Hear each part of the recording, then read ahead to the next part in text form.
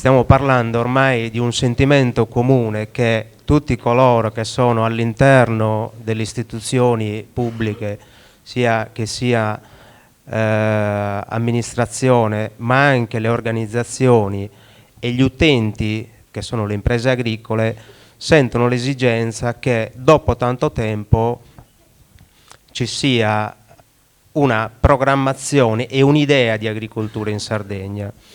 E per idea di agricoltura in Sardegna si intende innanzitutto un'attenzione della politica all'agricoltura, cioè rimettere al centro della politica e delle scelte strategiche di questa regione l'agricoltura. Ma innanzitutto perché la numerosità delle imprese agricole in Sardegna è ancora tale per cui non c'è comunità in Sardegna, fatta eccezione per le due grandi città, una meno dell'altra sicuramente, non c'è comunità che ancora non fondi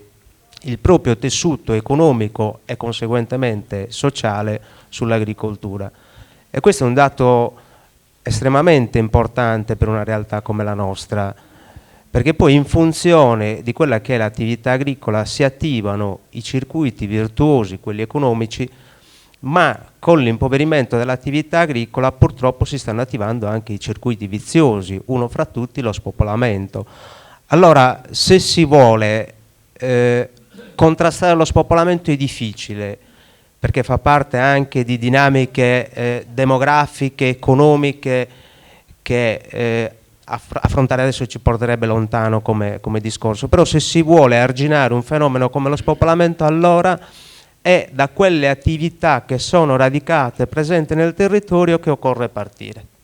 E quindi occorre partire dall'attività agricola. Ora, per oltre 20 anni in Sardegna, e questo è brutto da dire, la programmazione agricola è stata rinviata o rimandata allo strumento di programmazione comunitaria. PSR, adesso PSP, prima POR, mentre la politica regionale, fatta quella di norme regionali, di fatto è stata relegata a interventi di emergenza o interventi spot, senza che ci fosse una visione complessiva e coordinata degli strumenti. Serve quindi in questo momento una visione strategica, un'idea complessiva di che cosa si vuole fare dell'agricoltura, pensando alle filiere, pensando ai territori, pensando agli strumenti a sostegno delle imprese agricole. Qualcuno ha citato il credito. Oggi la Sardegna rivendica un intervento di questo tipo perché è uno di quegli strumenti che maggiormente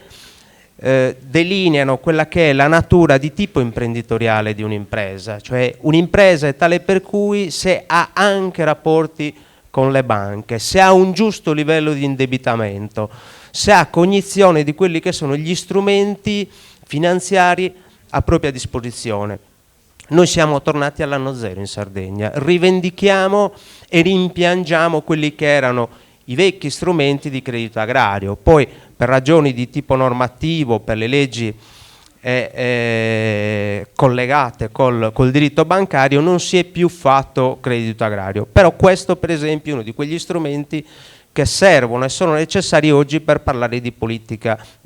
agricola. Riteniamo appunto che ci debba essere una politica agricola regionale, cioè le analisi di contesto poste alla base degli strumenti di programmazione non devono riguardare o non devono avere la sola finalità di dare attuazione a quello strumento e quindi un orizzonte temporale quinquennale. No, devono avere un orizzonte di medio-lungo periodo e un orizzonte di medio-lungo periodo non può essere inferiore a 10 anni e quindi chi si candida o chi governa l'agricoltura deve avere questo orizzonte e deve maturare un'idea di agricoltura sulla quale le organizzazioni si mettono a disposizione, ma io non dubito che si metta a disposizione tutta la struttura, compresa quella dei direttori di cui abbiamo sentito prima le posizioni, perché è di questo che c'è necessità, di un'idea comune, di un'idea dove si ritrovino gli utenti, le organizzazioni, tutti i rappresentanti del mondo, ma anche la struttura. Perché io provenendo da quel mondo in una precedente vita lavorativa, mi rendo conto che una struttura senza una linea politica forte, chiara, su che cosa o su dove si voglia andare, sono strutture che poi soffrono anche loro al loro interno. Quindi in questo senso dico, occorre, ed è questo il richiamo forte alla politica, da qui ai prossimi mesi la definizione di una strategia e di un'idea chiara e forte di che cosa si vuole del comparto agricolo sardo. Grazie.